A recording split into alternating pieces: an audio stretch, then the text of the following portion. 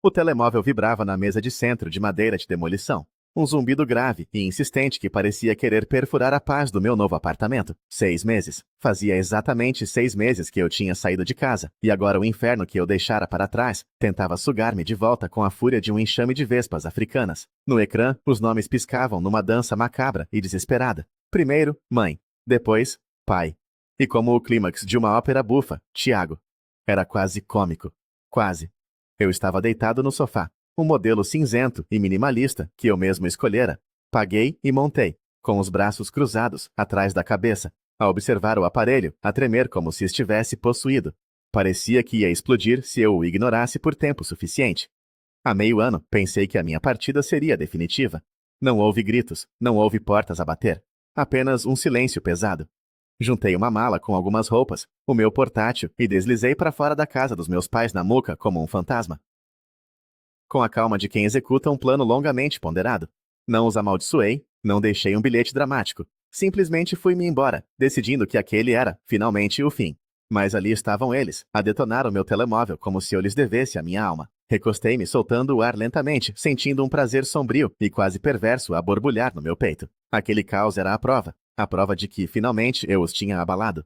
Eles já não me podiam alcançar, não da mesma forma. E, no entanto, o telemóvel continuava o seu zumbido implacável, um lembrete de tudo aquilo de que eu tinha fugido. Se estás a ler isto, deves estar a perguntar-te como é que eu cheguei aqui. Como é que um tipo de 31 anos, um especialista em TI que passa os dias a escrever código e a otimizar sistemas, acabou enredado numa família que o tratava como um caixa multibanco com sentimentos. Acredita, é uma história que vale a pena ouvir. Imagina-me, João Pedro Almeida, o bom rapaz, o filho que nunca deu problemas, que nunca se opôs ao irmão, que estava sempre certo mesmo quando estava redondamente errado. E os pais, mestres na arte da manipulação, capazes de te endividar com o peso da culpa sem pestanejar. Foi deste pântano que eu emergi. Por isso, ali estava eu, sentado, enquanto o meu telemóvel se contorcia como um animal selvagem, e eu sorria. Porque pela primeira vez na minha vida, não era eu que estava em pânico a tentar consertar tudo. Queres saber como tudo ruiu? Continua a ler, porque isto é apenas o começo. E acredita, a coisa vai ficar muito mais feia.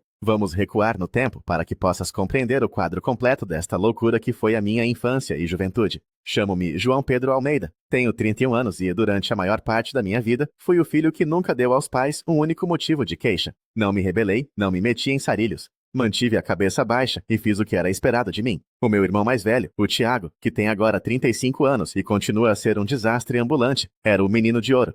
Aquele que podia fazer tudo e mais alguma coisa e, ainda assim, sair como o herói, mesmo que estragasse tudo, todos os dias. Imagina isto. O Tiago abandona a faculdade de design aos 20 anos, alegando que precisava de se encontrar.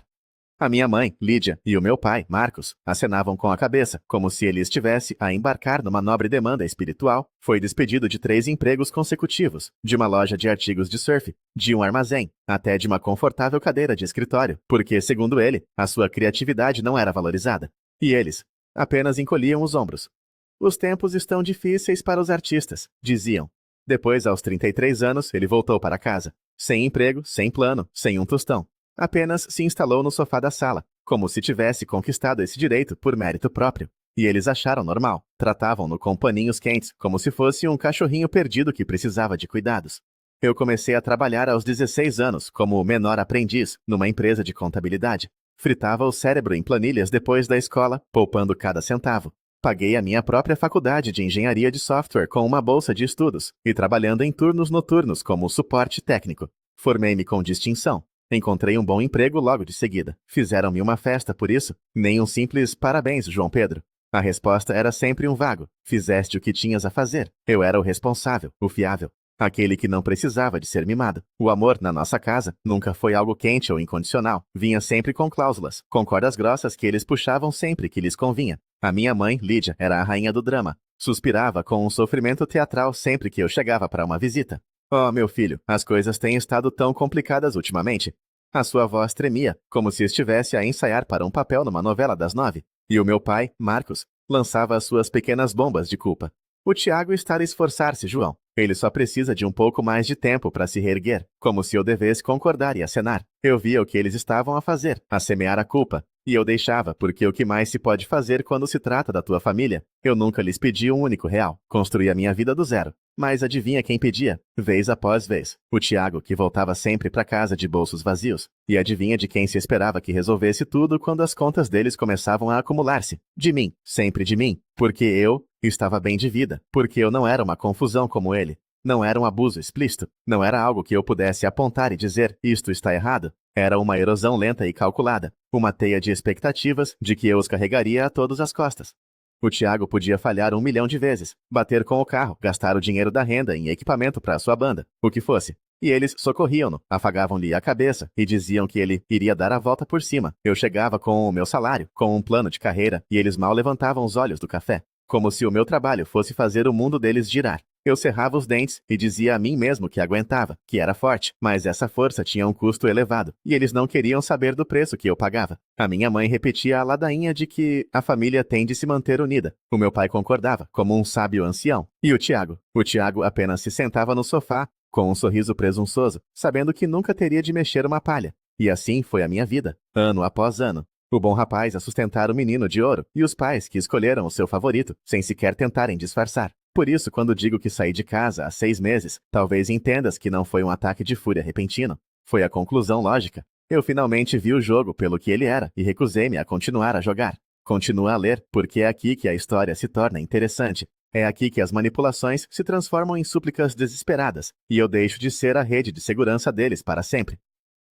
E ali estava eu, João Pedro Almeida, 31 anos, a trabalhar que nem um louco na área de TI, a subir na carreira, a ganhar um dinheiro decente e, de alguma forma, a tornar-me o barco salva-vidas pessoal da minha família, como se tivesse assinado um contrato para isso sem saber. Começou com coisas pequenas, quase inocentes. A minha mãe ligava. João, este mês estamos um pouco apertados para pagar a conta de luz. A sua voz era tão lamentosa. Eu envio o dinheiro, mãe, não há problema. Eu respondia, transferindo o valor pelo aplicativo do banco, antes mesmo de desligar. Depois foi o supermercado. Esquecemos-nos de fazer as compras, meu filho. Não podias trazer alguma coisa? E eu aparecia com sacos cheios, porque sabia que eles não se dariam ao trabalho. Até que chegou a prestação da casa. É temporário, dizia o meu pai, com um ar grave. Assim que as coisas melhorarem, acertamos tudo. Mas o temporário estendeu-se, mês após mês. Foi uma invasão lenta e insidiosa, até o ponto em que eu estava a cobrir quase tudo. As contas de água, luz, gás, a comida, a maldita prestação da casa. Tudo, exceto o seguro do carro deles. E o Tiago? O Tiago, entretanto, continuava no sofá com um comando de videojogos nas mãos, a acumular pontos como se estivesse a fazer um favor a todos nós. Eu nunca lhes pedi um único real, construí a minha vida do zero. Mas ali estava eu, a despejar o meu dinheiro no caos deles, e eles agiam como se isso fosse a coisa mais normal do mundo, como se fosse a minha obrigação. Os suspiros da minha mãe tornaram-se mais pesados, mais dramáticos. A vida está tão difícil ultimamente, dizia ela, com os olhos a brilhar de lágrimas contidas. E o meu pai entrava em cena. O Tiago ainda está à procura de trabalho. O mercado está muito competitivo para os criativos. Como se eu não trabalhasse arduamente desde a adolescência num mercado igualmente ou mais competitivo. Eu acenava, enviava o dinheiro, mantinha a boca fechada. Porque a família ajuda-se. Foi isso que me incutiram, e eu acreditei. E o Tiago, 35 anos, sem emprego, sem pagar renda, a viver como um hóspede de luxo na sua própria casa. E eu era o idiota. O idiota que carregava tudo nas costas. A minha conta bancária diminuía. Os meus fins de semana desapareciam, gastos a resolver os problemas deles. E mesmo assim, eles olhavam para mim como se eu devesse agradecer por este privilégio. Eu cerrava os dentes, aguentava. Dizia a mim mesmo que era temporário, que eles se iriam organizar. Mas os meses transformaram-se em anos, e nada mudava, exceto eu. Eu estava a tornar-me mais amargo, mais silencioso. Um fogo lento ardia dentro de mim. Eu via as minhas poupanças a derreter, os meus planos de viajar ou de comprar um apartamento melhor a serem adiados indefinidamente. E eles agiam como se fosse meu dever. Eles não exigiam diretamente. Eram mais astutos. Eram as pequenas dicas, as alfinetadas passivo-agressivas. Acho que este mês não vamos conseguir. Até que eu me tornasse a sua muleta, o seu caixa multibanco, a solução para cada escolha estúpida que faziam. O Tiago nunca ajudou. Apenas absorvia tudo, como uma esponja. E eu deixava que continuasse. Porque qual era essa alternativa? Deixá-los afundar. Eu pensava que era forte, que era um bom filho, mas na verdade eu era apenas tolo, permitindo que eles apertassem a coleira cada vez mais, até eu mal conseguir respirar. Isto continuou até há 6 meses, quando tudo ruiu e eu finalmente explodi. Continua a ler porque é aqui que eu deixo de ser o cordeirinho e começo a se lutar. Depois de anos a jogar o jogo deles, tudo atingiu o ponto de ebulição há 6 meses. Era um domingo. Eu tinha acabado de sobreviver a uma semana infernal no trabalho. Os meus olhos ardiam de tanto olhar para ecrãs, e a minha conta bancária ainda se ressentia da última ajuda familiar. Fui à casa dos meus pais, como de costume, com os braços carregados de sacos de supermercado porque eu sabia que eles não se tinham dado ao trabalho de ir às compras. Eu esperava o caos silencioso do costume, mas, em vez disso, caí numa emboscada. A minha mãe, Lídia, estava sentada na sala de estar, de braços cruzados, os lábios comprimidos numa linha fina e zangada. Ela reservava aquele olhar para os momentos em que se preparava para despejar o seu veneno. O Tiago estava esparramado no sofá, a mexer no telemóvel, como se nada daquilo lhe dissesse respeito. O meu pai, Marcos, estava na cozinha, a abanar a cabeça, como se eu já o tivesse desiludido, antes mesmo de abrir a boca. Mal pousei os sacos no chão e nem tive tempo de dizer olá. A minha mãe começou. Precisamos de falar, João Pedro. A sua voz era afiada como vidro partido, e eu soube. Isto não ia ser bom. O meu pai avançou com as mãos nos bolsos, numa pose de falsa descontração.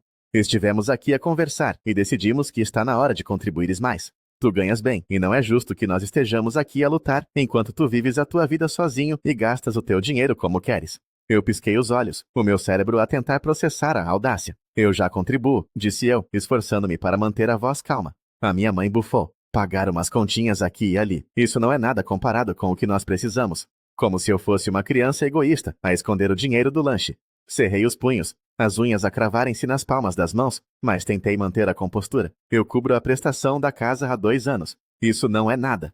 Foi então que o Tiago, o bendito Tiago, revirou os olhos. Qual é, mano? Tu sabes o quanto eles fizeram por nós. É só dinheiro. E eu perdi o controle. Virei-me para ele. Não estou a ver-te a pagar nada. Isso enfureceu a minha mãe. O seu rosto contorceu-se. Não te atrevas a falar assim com o teu irmão. Ele está a tentar. Eu ri-me. Um riso frio, sem alegria. A sério, porque do meu ponto de vista, a única coisa que ele está a tentar é bater o recorde de horas desperdiçadas em frente a um ecrã. O meu pai interveio, a voz ríspida. João Pedro, o que estamos a pedir é que assumas mais responsabilidades. A casa está a tornar-se demasiado pesada para nós sozinhos. Se fosses um bom filho, assumirias a tua parte. Algo dentro de mim partiu-se, definitivamente, com um estalo audível, depois de anos a dar-lhes tudo, o meu tempo, o meu dinheiro, a minha paciência, e ainda assim não era suficiente. Inspirei lentamente, expirei. Então, deixem-me ver se percebi. Vocês querem que eu assuma a totalidade da prestação da casa. Pague todas as contas enquanto o Tiago continua a não fazer absolutamente nada e vocês não veem nada de errado nisso. Os lábios da minha mãe apertaram-se. Nós pensamos que tu, como nosso filho, irias querer ajudar a sua família. E o Tiago é o quê? Uma planta de interior? Retorqui. O Tiago levantou-se de um salto, o rosto vermelho de raiva. Eu odeio-te, cara. Eu não pedi nada disto. Peguei na minha mochila. Não, mas de certeza que te aproveitaste bem disso. A minha mãe levantou-se, a fúria a emanar dela. Se saíres por essa porta agora, não voltes mais. Olhei para ela, um olhar longo e pesado. Depois sorri. Combinado. Simples assim. E saí, sem gritos, sem discursos. Apenas saí. O ar da rua atingiu-me o rosto, fresco e cortante, e eu senti os meus ombros a relaxarem, como se eu tivesse carregado o peso do mundo deles durante toda a minha vida, e finalmente eu tivesse largado. Aquela era a linha, e eu não ia voltar atrás, por mais que eles tentassem arrastar-me de volta. Nesse dia fui-me embora. Mudei-me para o meu próprio espaço, o meu apartamento. Pequeno, silencioso, meu. Durante 6 meses fui livre, finalmente livre. Respirei um ar que não cheirava a manipulação e a culpa. Ignorei as chamadas, as mensagens. Deixei que se acumulassem como correio indesejado, e foi glorioso, como se eu tivesse trocado de pele, uma pele que me estava a sufocar. Chega de idas ao supermercado para eles. Chega de transferências bancárias noturnas. Apenas eu, João Pedro Almeida, 31 anos, a viver para si mesmo. Juro, às vezes, sentia vontade de dançar em cima daquele sofá. O silêncio era tão doce. Eles ligaram. O número da minha mãe e do meu pai. Até o Tiago tentou algumas vezes, mas eu apenas observava a chamada a morrer, sorrindo, porque eles já não eram donos de mim, nem um pouco. Mas hoje... hoje tudo mudou. O meu pai enviou uma mensagem. Por que é que não pagaste a prestação da casa este mês? Fiquei a olhar para aquela exigência descarada, como se eu ainda fosse o seu moço de recados. Expirei lentamente, sentindo aquela satisfação sombria a enrolar-se no meu peito. Era isto. A prova de que eles nunca tiveram a intenção de se aguentarem sozinhos. Digitei. Pensei que já não era bem-vindo aí. Enviei, e recostei-me a sorrir, porque foi nesse momento que o meu telemóvel explodiu. Mensagens, chamadas, notificações. Uma torrente, como se uma barragem se tivesse rompido. Mãe, pai, Tiago. Todos ao mesmo tempo. Um coro desesperado de pânico. Não toquei no telemóvel, apenas o observei a zumbir na mesa, a vibrar como um animal enjaulado. E eu ri-me, um riso baixo e seco, porque depois de 6 meses de silêncio, era isto. Eu tinha pago as contas deles durante anos, e bastou eu parar para o caos se instalar. Um caos belo e sujo. Fiquei ali de braços cruzados, a saborear o momento, a liberdade, o poder. Pela primeira vez, não era eu que estava em pânico a tentar consertar a confusão deles, a ceder aos seus velhos truques. A minha mãe devia estar a escrever algo furioso, o meu pai algo razoável, o Tiago algo inútil. Mas eu não queria saber. Eu já não era a rede de segurança deles. O telemóvel não parava, e eu sentia-me mais leve a cada chamada perdida, como se estivesse finalmente a cortar o último fio que me prendia ao navio deles, que se afundava. Isto ainda não era o fim, longe disso, mas naquele momento soube a vitória. Uma vitória amarga, mas tão doce. A curiosidade acabou por vencer. Depois de o telemóvel se debater durante mais algum tempo, peguei nele e percorri o caos. A primeira mensagem era da minha mãe. O que se passa contigo? Como é que foste capaz de nos fazer isto? O banco ligou. Estamos com a prestação em atraso. Depois a do meu pai. João Pedro, isto é sério. Podemos perder a casa. Liga-me agora. E a pérola do Tiago. Cara, tu sabes que eles não têm dinheiro. Vais mesmo deixá-los perder tudo só para provares que tens razão. Lá estava ela, a culpa, servida pontualmente, como se eles tivessem ensaiado. Eu podia ter respondido, disparado algo sarcástico, mas não o fiz. Ainda não. Deixei o pânico deles marinar. Talvez assim eles finalmente percebessem que eu já não era a sua salvação. 20 minutos depois, o meu pai ligou. Depois a minha mãe. Ambos foram diretos para o correio de voz. O Tiago mandou outra mensagem. Atende a porra do telemóvel. Isto não tem piada nenhuma.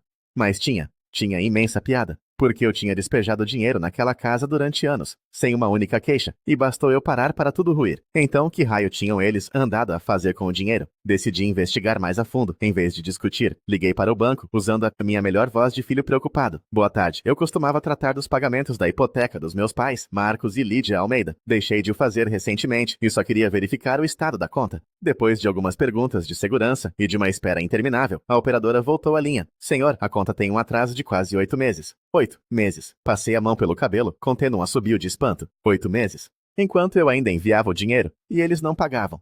Quer dizer que mesmo quando eu pagava, o dinheiro não estava a ser usado para a prestação? Perguntei, a voz perigosamente calma. Ela hesitou. Parece que sim, senhor. Não há registro de um pagamento completo há 8 meses. Desliguei o telemóvel, um sorriso lento a espalhar-se pelo meu rosto. Oh, eles estavam tramados. E eu tinha-os apanhado, todo aquele dinheiro que eu tinha enviado, milhares de reais. Eles tinham embolsado, deixado a hipoteca acumular-se, contando que eu os salvaria para sempre. Um plano brilhante, não era? Liguei primeiro ao Tiago, porque ele estava lá. Ele tinha de saber de alguma coisa.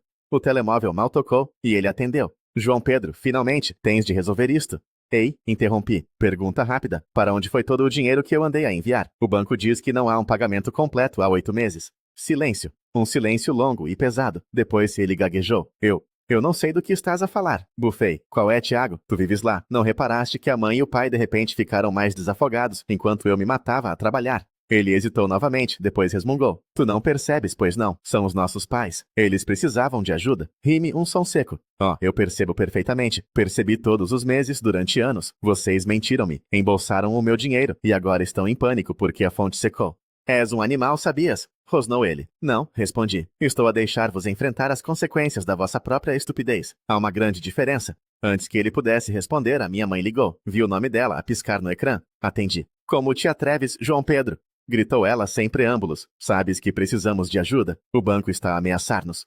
Mantive a calma. Oh, que tipo de ajuda? Aquela em que eu pagava, e vocês não se deram ao trabalho de cobrir a prestação durante 8 meses. Ela ofegou, apanhada. Não fale sobre isso. O teu irmão tem passado por uma fase difícil. Tu não fazes ideia. Ri-me outra vez. Uma fase difícil? Ele está numa fase difícil há 10 anos, mãe. Sabes quem também teve uma fase difícil? Eu, enquanto mantinha um teto sobre as vossas cabeças e vocês me mentiam na cara. O meu pai arrancou-lhe o telemóvel. A voz dele era mais baixa, mais controlada. João Pedro, só precisamos de ajuda para este mês. Estamos atrasados. A casa vai ser executada se não intervieres. Senti uma pontada aguda, não de culpa, de raiva. Então vendam a casa, disse eu. A minha mãe explodiu ao fundo. Não podemos vender. É a casa da nossa família. Encolhi os ombros, embora eles não pudessem ver. Isso parece-me um problema vosso. O meu pai inspirou fundo. Ser razoável, só precisamos de um pequeno apoio. Não, repeti, a voz fria como gelo. Resolvam vocês, da mesma forma que resolveram as coisas, enquanto me enganavam durante quase um ano. Ele perdeu a compostura. Chega, és nosso filho, tens o dever de ajudar. Sorri um sorriso lento e amargo. Parece que vão ter de se desenrascar sem mim. E desliguei. O telemóvel começou imediatamente a vibrar de novo. Mensagens, chamadas, todas furiosas, todas desesperadas. Mas eu não queria saber. Eles tinham me enganado, e agora tinham sido apanhados. E eu estava apenas a começar. O telemóvel continuou a zumbir depois de eu ter desligado na cara do meu pai. As mensagens da minha mãe chegavam em catadupa. Precisamos de falar agora. Não acredito que estás a fazer isto depois de tudo o que fizemos por ti. Bufei, abanando a cabeça, porque o tudo que eles fizeram por mim era apenas uma embalagem bonita para a forma como me pressionaram até eu quase partir. Respondi digitando lentamente, saboreando cada letra. Engraçado. Eu estava a pensar o mesmo. Vocês passam o tempo todo a questionar que tipo de filho eu sou. Mas eu sou o único que se apercebeu da verdade. Não fui eu que deixei de pagar a prestação. Não fui eu que a ignorei durante meses. Talvez esteja na hora de vocês limparem a vossa própria bagunça. Enviei. O meu polegar pairou por um segundo sobre o ecrã, a saborear o momento. Isto já não era sobre a casa. Era sobre eu recuperar o que eles me tinham roubado. Anos da minha vida. A minha paz de espírito. E eu não ia deixar que me arrastassem de volta para a culpa. O meu pai ligou quase de imediato. Atendi a terceira chamada, a voz firme. João Pedro, este não és tu? Nós criamos-te para seres melhor do que isto, disse ele como se essa frase ainda tivesse algum poder sobre mim. Não consegui evitar. A sério, porque a única coisa de que me lembro é de vocês estarem por perto, quando vos convinha, de eu vos salvar todos os meses, enquanto vocês mal se apercebiam de mim, demasiado ocupados com a vossa própria desorganização, ou com a mais recente crise do Tiago. E agora, de repente, eu sou o ingrato. Ele hesitou, e eu pude ouvir a sua fachada a rachar quando finalmente disse: Nós erramos, João Pedro. Nós estragamos tudo. Mas, por favor, precisamos da tua ajuda. Não vamos conseguir sem ti. Bati com os dedos no braço do sofá, deixando as palavras dele assentarem. Depois expirei. Não, pai, está na hora de vocês se aguentarem sozinhos. Viveram à minha custa durante demasiado tempo. Não é meu trabalho consertar os vossos erros. Por favor, implorou ele. Nós devolvemos, eu juro. Como se eu não tivesse ouvido essa promessa uma centena de vezes. Rime, um som curto e amargo. Engraçado, estou à espera dessa devolução há anos. Onde está ela, pai? Onde está o obrigado por tudo o que eu fiz? Ele ficou em silêncio, depois murmurou. João Pedro, desculpa. Foste mais do que generoso. Eu tomei-te como garantido, mas não nos deixes perder a casa. Eu imploro. É tudo o que temos. E ali estava ela, a mesma súplica de sempre, a mesma armadilha, mas desta vez, não funcionou. Não, disse eu firme e definitivo. Vocês vão resolver isto sem mim. Terminei a chamada antes que ele pudesse tentar de novo. O silêncio que se seguiu foi denso, pesado, mas tão bom. Eu tinha finalmente cortado o cordão umbilical, e não era uma vitória sobre eles. Era liberdade, pura e acutilante, como emergir de areias movediças. Depois, a minha mãe mandou uma mensagem. Tu não percebes, pois não? Vais arrepender-te disto, quando vires onde isto vai parar. Nós precisamos de ti. Não destruas tudo. Quase bufei. Ela ainda pensava que eu era uma ferramenta, e não uma pessoa que já tinha aguentado o suficiente. Respondi. Vocês tiveram a vossa oportunidade. Cansei-me de vos salvar. Lidai com a confusão que vocês mesmos criaram. Eu já não sou o vosso bode expiatório. O Tiago ligou logo a seguir. Rejeitei a chamada e ouvi a mensagem de voz em alta voz. A voz dele era baixa e dramática. Mano, estragaste tudo. A mãe está a chorar. O pai está em pânico. Tens de consertar isto. Revirei os olhos. Consertar. Como se tivesse sido eu a incendiar a casa deles. E não apenas a afastar-me para não ser queimado também. Ele continuou. És um egoísta. Pensas que estás a provar alguma coisa, mas estás a destruir-nos. Apaguei a mensagem a meio. Estava farto da sua bravata vazia. O que é que ele podia fazer? Queixar-se à mãe? A minha mãe ligou novamente. E contra o meu bom senso, atendi. A sua voz era estridente. Espero que estejas feliz, João Pedro. O banco ligou. Temos dias antes de nos tirarem a casa. Como pudeste? Contive um bocejo. Estás a falar da casa onde eu já não posso voltar a entrar. Essa casa? Não sejas insolente comigo, meu rapaz. Retorquiu ela. Sorri. Eu atrevo-me, mãe. Vamos recapitular. Tu disseste para eu sair e não voltar mais. Eu saí, e agora estás zangada porque eu obedeci? Isso não vem ao caso. Esta casa é tudo. E, no entanto, está a ruir no momento em que eu deixo de pagar. Curioso, não é? Ela ficou em silêncio. Depois a voz dela pingava veneno. Nós fizemos tudo por ti, e tu viras-nos as costas quando mais precisamos de ti. Expirei lentamente. Não, eu virei as costas quando percebi que vocês só precisavam de mim, enquanto eu pagava as vossas contas. Terminado. Verdadeiramente terminado. As mensagens deles continuaram, furiosas, suplicantes. Mas eu estava livre, e eles não me podiam tocar. Desliguei o telemóvel, estiquei-me no sofá a percorrer os canais da televisão, e deixei o silêncio lavar-me. Um silêncio raro e perfeito, onde eu não me estava a afogar nas suas exigências intermináveis. E soube tão bem, tão incrivelmente bem, como se eu tivesse finalmente arrancado as mãos deles da minha garganta e pudesse respirar, pensar, viver, para mim. João Pedro Almeida, não a marioneta deles. O peso tinha desaparecido, dissolvido no ar rarefeito da minha nova liberdade. Mas algo ainda me roía por dentro. Isto não tinha acabado, nem de perto, porque eles iriam agarrar-se, implorar, e eu teria de manter a minha posição. Mas naquele momento, eu não queria saber. Eu tinha conseguido. Tinha cortado a corda. Tinha os forçado a encarar a confusão que eles próprios criaram. E isso por si só era uma vitória. Amarga e doce, tudo ao mesmo tempo. Caminhei até a janela. O meu apartamento ficava no andar alto em Pinheiros. Lá embaixo, São Paulo estendia-se como um oceano de luzes cintilantes. Um monstro de betão e néon que respirava e pulsava com milhões de vidas. Milhões de histórias. A minha história, até agora, tinha sido escrita por eles. Ditada pelas suas necessidades, moldada pelas suas falhas. O silêncio no apartamento já não era apenas ausência de som. Era um espaço para eu preencher com as minhas próprias escolhas, os meus próprios erros, os meus próprios sonhos. Não havia vitória em ver a minha família desmoronar. Havia apenas uma tristeza profunda pela família que eu gostaria de ter tido, a família que eles nunca souberam ser. Mas por baixo da tristeza havia algo novo a brotar, uma calma dura, forjada no fogo. A certeza de que, por mais assustador que fosse estar sozinho, era infinitamente melhor do que ser a âncora de um navio que se afundava. As luzes da cidade pareciam piscar em resposta. Um futuro incerto, vasto e totalmente meu, e pela primeira vez eu não tinha medo, estava pronto.